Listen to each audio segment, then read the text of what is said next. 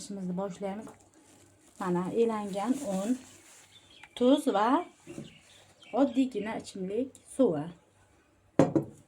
Birinchi qiladigan ishimiz xamirimizga tayyorlab olamiz.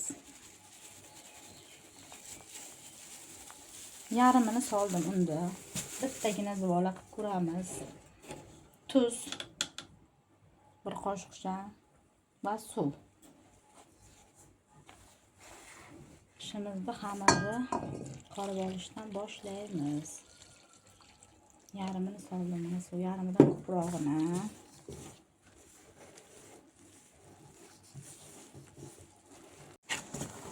Mana azizlarim, yumshoqlikdan sal qattiqroq, o'rtacha yumshoqlikdan sal qattiqroq xamir tayyorlab oldik. Mana turganingizda endi buni yaxshilab ushlab olamiz, chunki xamirimiz silliq va chiroyli bo'lishi uchun.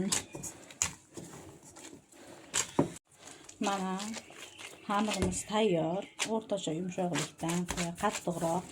Endi buni 20 minutga dam olishga yuboramiz. Xamirimiz damini olib turguncha biz nachinkasini tayyorlaymiz ungacha. Qani ketdik. Demak, bizga nachinkasi uchun 4 dona o'rtacha kattalikdagi piyoz va 3 dona kartoshka.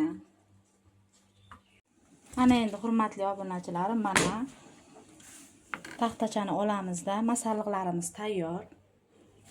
Bemalol hamma xohlagan o'zini xohishiga qarab solishi mumkin. Biz kartoshka, piyoz, ko'katlar, pomidor va bolgarskini tanladik. Endi bularni hammasini maydalab olamiz.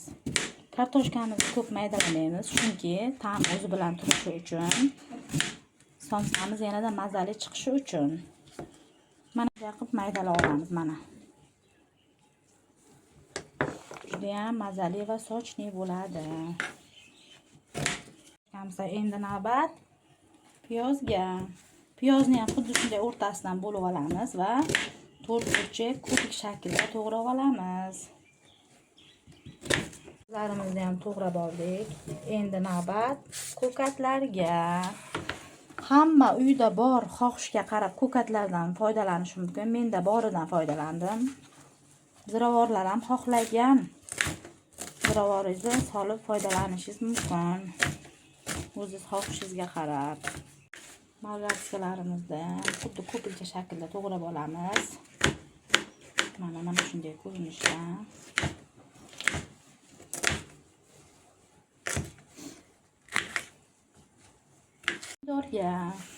Pomidorimizni kesamiz.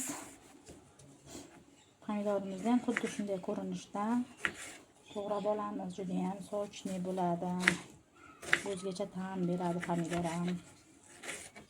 Qizlarjonlar, bu ovqatimizga hech qanaqa go'sht kerak emas. Go'shingiz bo'lmaganda nima ovqat qilsam ekan deb o'ylab o'tirganingizda tayyorlasangiz bo'ladi bemalol. Xolodilligimda ozgina mana quyruq borligi uchun uni ham solib oldim, ta'm beradi deb. Xohlasangiz soling, xohlasangiz solmasligingiz ham mumkin. Buni ham buni maydaroq qilib to'g'raymiz. Suvliroq bo'ladi bu ham. Kimgadir yoqadi yog'li, kimgadir yoqmaydi. Lekin buni mayda qilib to'g'rab olsangiz, o'zi erib, ichida nachinkasining ichida erib, solganingiz bilinmay ham ketadi ta'm berib. Shuning uchun iloji boricha maydaroq qilib to'g'raymiz. Eng oxirida ziravorlar, tabga qarab kashnit, zira uyda bor ziravordan foydalanamiz, solamiz. Solib oldik. Masallig'imizdan hidlari bilan shirin dahani ochadigan nachinka tayyor. Mana ko'rib turganingizdek hamma ziravorlarimiz aralashib ketadi. Mana nachinkamiz tayyor. Buni endi ozroqgina qog'ini qo'yib dam berib qo'yamiz va xamirimizni yog'laymiz endi. Mana xamirimiz tayyor bo'ldi. Damini olib, endi uni yoyib olamiz. Xamirimizni bir tekis qilib yoyib olamiz. Xamirimizni yoyib oldik. Unaqa nafs emas, mana ko'rib turibsiz ana shu holda. Endi hamma uyida bor yog'dan foydalanishi mumkin. Saryog' buni olamiz. Xamirimizga to'kamizda yog'lab olamiz xamirimizni. Xamirimizni yog'lab bo'lgach, mana bunday qilib chiroyli shaklda o'ra olamiz. Xamirimizning o'ramlari qancha qalin bo'lsa, somsamiz shuncha qat-qat bo'lib, chiroyli bo'lib chiqadi, hurmatli qizlar. Bo'ldi. Endi buni o'rtacha kattalikda kesib olamiz. Buni bu tomonini yopamiz. Mana bu tomoni mana bunday holda zuvolachalarga aylantirib olamiz. Mana bu tomonini yopamiz. Bu tomoni zuvolachalarida. Xuddi mana shunday ko'rinishda bo'ladi. Mana azizlarim, bitta zuvoladan 18 ta somsani xamirini chiqardi. Endi bularni terib olamiz tarilkaga. 20 minutga morozinligimizga qo'yib olamiz. Chunki yog'lari qotgandan keyin xamirni yoygan vaqtimiz xamirimiz orasi qat-qat bo'lib, chiroyli bo'lib chiqadi. Mana. Xamirlarimiz tayyor. Morozinlikdan oldik. Mana. Endi buni qavat tomonini pastga qilib, mana bu yopiq tomonini tepaga qilib, sekinlik bilan yoyamiz. Xamirlarni yoyib oldik. Endi buni chiroyli qilib tugamiz.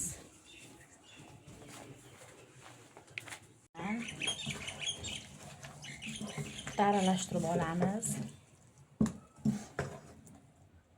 Demak, boshladik. Chiroyli qilib tugishdi.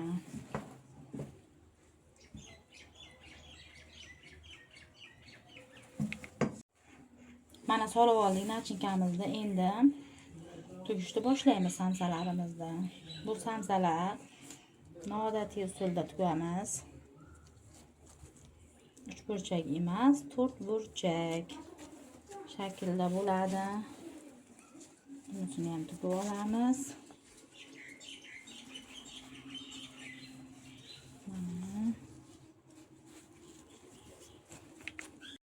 Qo'yamiz. Yuvilgan, quritilgan duxovka patnisiga. Mana samsalarimiz ham tayyor. Bu qoldi. Endi bunga yuzi chiroyli bo'lib chiqishi uchun xohlasangiz tuxumni o'zini, xohlasangiz bunga ozroq kefir yoki sut aralashtirib sursangiz ham bo'ladi. Samsalarimizni surib olamiz. Kimda bo'ladi. Yuzi chiroyli bo'lib chiqadi. Va buni oldindan qizdirilgan 200 gradusda qizdirilgan duxovka pechiga qo'yib pishishini kutamiz. Oldindan qizdirilgan 200 gradus pechga biz bilan yeyish uchun biz ajoyib salat tayyorlaymiz. Buning uchun bizga pomidor, qalampir, ko'katlar va chesnok.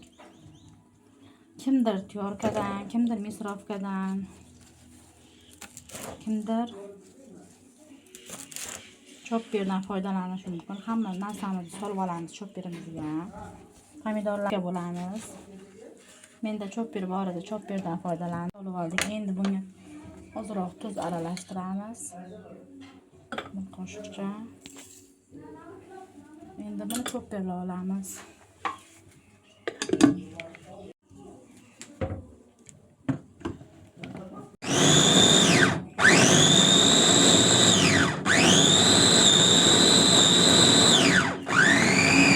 Ajoyib somsa bilan yeyishga salatimiz tayyor. Mana yog'lari erib, chiroyli bo'lib somsamiz pishmoqda. Manaka qizlarjonlar. Manaka tayyor bo'ldi. Yoqimli ishtaha. Endi uni ichini ochib ko'ramiz.